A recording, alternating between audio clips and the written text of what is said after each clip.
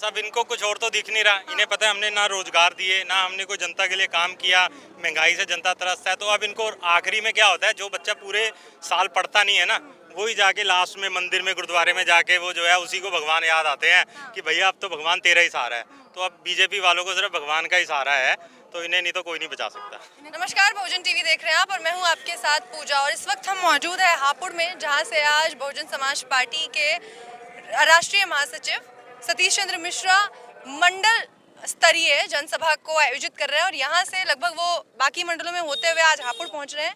यहाँ से जैसा कि बहुजन समाज पार्टी का नारा है कि सर्वजन हिताय सर्वजन सुखाय का, तो वहाँ मैं आपको दिखा दूं कि यहाँ लगभग सभी समाज के लोग यहाँ इस वक्त हमारे साथ मौजूद हैं, जो कि इस जनसभा को कहीं ना कहीं बताता है कि जो नारा है वो सही धरातल पे दिखने लगा है अब। तो आपसे शुरू करती हूँ, आपका नाम? मेरा नाम है सरबपाल सिंह। सरबपाल सिंह जी। सरबपाल सिंह जी, इस जो नारा दिया गया इस बार, इसको लेके बड़ा बवाल होता है कि पहले नारा कुछ और था, अब बदल के इसको सर्वजन सुखाय सर्वजन हिताय रख दिया गया है। इसी पर बात करते हैं, इस पर आपकी क्या विचार है? नहीं देखिए, काफ़ी समय से जो है यही नारा है, सर्वजन हिताय सर्वजन सुखाय। तो जो तो मुझे इसमें ऐसा कोई नारे में बुराई नहीं लगती। तो सर्वजन के लिए ही काम किया है, सर्व समाज के लिए बहन जी ने काम किया है। जो पिछली भी पूर्व की उनकी सरकारें रही हैं, आप सब उठा के देखिए, किसी एक विशेष वर्ग के लिए काम नहीं किया उन्होंने, सभी समाज के लोगों के लिए काम किया है। बीजेपी के काम पे कितना रेटिंग कितनी देंगे 10 में से? देखिए, जीरो। जीरो? जीरो। क्यों? सिर्फ बीजेपी ने एक ही काम किया है, उन्होंने समाज में जो है नफरतें पैदा की हैं, बांटा है भाई को भाई से। जो हम मिलजुल कर रहते थे, ठीक है, समाज के बीच में नफरतों का माहौल पैदा कर दिया है। वो फूट डालो राज करो की नीति पर चल रहे हैं बस, और उन्होंने कोई काम नहीं किया। आप उनसे पूछो क्या किया, वो कहते हैं मंदिर बनाया। आप जो समाज के लिए क्या किया, लोगों के लिए क्या किया, कहते हैं 370 हटाई। तो जनता से जुड़ा उन्होंने, जिससे आम आदमी को लाभ हो, ऐसा उन्होंने कोई काम नहीं किया। नहीं तो मंदिर बनाया, तो मंदिर में भी तो लोग जाते हैं ना? नहीं, मंदिर में जाते हैं, बट आप देखिए मंदिर तो गली गली में बने हुए हैं ऑलरेडी। मंदिर हैं, मस्जिदें हैं, गुरुद्वारे हैं। तो हमें आज की डेट में इन चीज़ों की जरूरत नहीं है।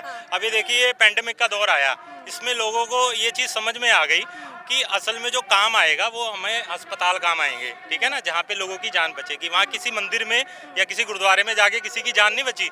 लोग जो जिन्हों की जान बची वो जाके बची है सिर्फ अस्पताल में। तो ये अस्पताल बनने चाहिए, स्कूल कॉलेज बनने चाहिए, ठीक है, शिक्षा के लिए काम होना चाहिए, जिससे कि जो हमारे आने वाली पीढ़ी है वो जो है अपने पैरों पे खड़ी हो सके और जो है हमारा देश तरक्की कर सके। इतने सालों से रामलला टेंट में बैठे थे, उनको भव्य मंदिर दे दिया, ये भी तो बड़ा मुद्दा है।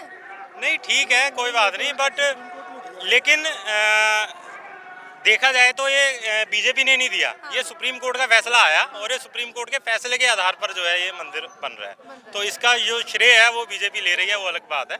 बट इनका तो सिर्फ जो है ये श्रेय लेना है इन्होंने, और इन्होंने कुछ नहीं करना। और कोई श्रेय जो आप देना चाहेंगे बीजेपी को? कोई अच्छे काम तो होंगे उनके, 2 अच्छे काम गिनवा दीजिए। नहीं, मुझे तो कोई नहीं आता नजर में। इन्होंने नोटबंदी की, ठीक है, उससे अर्थव्यवस्था का बेड़ा गर्क हो गया। फिर उसके बाद जीएसटी ले आए, ठीक है, उसमें भी जो है जीएसटी में इन्होंने डीजल पेट्रोल को शामिल नहीं किया। डीजल पेट्रोल के रेट इतने बढ़ा दिए, रसोई गैस के इन्होंने रेट बढ़ा दिए। सिर्फ इन्होंने बातें की हैं, मुझे नहीं लगता इन्होंने कोई भी काम जो है जनता से रिलेटेड जो है, जनता की भलाई के लिए कोई काम किया, ऐसा कुछ नहीं किया। आप ये देखिए, हर क्षेत्र में जो है हमारा उत्तर प्रदेश है पिछड़ा हुआ है। आप ये देखिए कि नीचे से पहले, नीचे से दूसरे पायदान पर है हर उसमें, तो कोई काम नहीं हुआ। यूपी में तो खास करके कुछ भी नहीं हुआ। किसान आंदोलन एक बड़ा मुद्दा माना जा रहा था कि बीजेपी को कहीं ना कहीं इससे नुकसान होने वाला है, वो भी उन्होंने पाट लिया। नहीं तो अभी उन्होंने सिर्फ कानून वापस लिया, एमएसपी तो अभी भी उन्होंने दी नहीं है। उसके लिए तो उन्होंने एक कमेटी जो है वो बना के दे दी है, ठीक है। काफ़ी उन्होंने मांगे मान ली हैं, बट वो भी उन्होंने हार देख के, जब उन्हें लगा कि हमें जो है नुकसान होने वाला है, खास करके यूपी में, यूपी वेस्ट में उन्होंने, उनका पूरी तरह सफाया होने वाला है। आप देखिएगा अगले चुनाव में यूपी वेस्ट में बिल्कुल सफाया हो जाएगा। पिछली बार जितनी उनको सीटें मिली थी, इस बार उन्हें बहुत कम सीटें मिलने वाली हैं यहाँ से। और पंजाब में भी उनका बहुत नुकसान है ऑलरेडी। तो ये उन्होंने आने वाले चुनाव के मद्देनजर ही, हार को देखते हुए उन्होंने जो है ये कानून जो है वापस लिया। हम यहाँ यूपी की बात कर रहे हैं, लगे हाथ इन्होंने पंजाब का भी सफाया करवा दिया। राम मंदिर का मुद्दा हमने डिस्कस कर लिया, वो पिछले चुनाव का था। अभी यहाँ मथुरा में भी कृष्ण ला हम आएंगे, माखन वही चढ़ाएंगे। वही है ना, बस अब इनको कुछ और तो दिख नहीं रहा। इन्हें पता है हमने ना रोजगार दिए, ना हमने कोई जनता के लिए काम किया, महंगाई से जनता त्रस्त है। तो अब इनको आखिरी में क्या होता है, जो बच्चा पूरे साल पढ़ता नहीं है ना, वही जाके लास्ट में मंदिर में गुरुद्वारे में जाके वो जो है उसी को भगवान याद आते हैं कि भैया अब तो भगवान तेरा ही सहारा है। तो अब बीजेपी वालों को सिर्फ भगवान का ही सहारा है, तो इन्हें नहीं तो कोई नहीं बचा सकता। इन्हें कोई नहीं बचा सकता है, तो गए। नहीं, लेकिन मुख्यमंत्री को देखिए अगर आप, तो यहाँ पे मुख्यमंत्री के चेहरे पे, योगी आदित्यनाथ के चेहरे पे जीतने की बात की जा रही है कि इनके जैसा दूसरा कोई मुख्यमंत्री नहीं है। आप किसी भी स्टेट की बात कर लीजिए। नहीं नहीं, ऐसा नहीं है। माननीय बहन जी ने जो है अपने पूर्व में जो भी उनके 4 कार्यकाल रहे, उन्होंने इतने काम किए हैं और उन्होंने ऐसे काम किए हैं कि जो जनता की भलाई के लिए, ठीक है। जैसे उन्होंने जो है जिला बनाया, हापुड़ को जिला उन्होंने बनाया, ठीक है। उन्होंने इतने इंटर कॉलेज खोले लड़कियों के लिए, ठीक है, और यूनिवर्सिटीज़ खोली, ठीक है। और यहाँ पे हापुड़ में भी एक हमारा जो है इंस्टीट्यूट बनाया है जिसमें कोचिंग होती है, ठीक है। बच्चे जो है वहाँ पे अधिकारी बन के PCS IAS जो है वो निकल रहे हैं। तो बहन जी ने, माननीय बहन जी ने इस तरीके के काम किए हैं, ठीक है। केशव प्रसाद मौर्य, अगर मैं बात करूं उनकी, तो वो कहते हैं कि गुंडा राज खत्म किया है, जालीदार टोपी वाले लुंगी वाले गुंडे नहीं है अब। देखिए, पहले तो किसी भी कम्युनिटी को टारगेट करना इस तरीके से, वो मैं उसके बिल्कुल पर्सनली भी खिलाफ हूँ। और क्योंकि हर कम्युनिटी में हर तरीके के लोग होते हैं, ठीक है ना। तो हम किसी को अगर एक कम्युनिटी को टारगेट करें, ये सरासर गलत है। ये हमारे लोकतंत्र के लिए भी गलत है और ये हमारे जो सामाजिक ताना बाना है, भाईचारा, उसके लिए भी खराब है। तो रही बात गुंडागर्दी की, तो मैं मानता हूं कि सपा के शासनकाल में जो थी वो गुंडागर्दी थी, मगर आप बहन जी का शासनकाल उठा के देखेंगे तो वहाँ पे किसी भी, हर समाज के लोगों की जो आवाज़ थी वो सुनी जाती थी। किसी की कोई वहाँ पे उस समय गुंडागर्दी नहीं चली। और इवन तक कि आप ये लगाइए कि जो हमारे बसपा के जो हमारे नेता थे, कार्यकर्ता थे, हमें भी अलाउ नहीं था कि हम अपना पार्टी का झंडा लगा के, बहन जी ने वो भी मना कर दिया था कि कोई झंडा लगा के जो है वो नहीं चलेगा। तो इसलिए बहन जी के शासनकाल में, आज आप ये देखिए, किसी से भी पूछेंगे सब लोग याद करते हैं कि कोई गुंडागर्दी नहीं थी। कानून का राज था, शासन प्रशासन जो है एकदम चुस्त दुरुस्त रहता था।